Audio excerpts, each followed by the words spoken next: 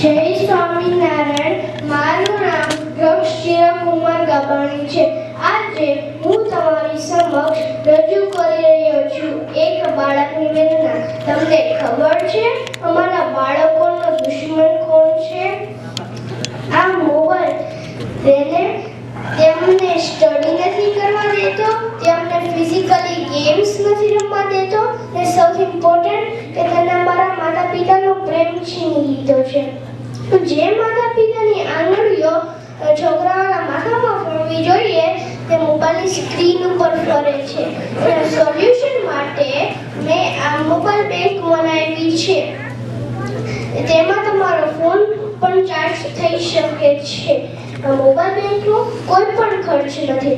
મેં આ ટિશ્યુના વેસ્ટેડ બોક્સમાંથી બનાવી છે.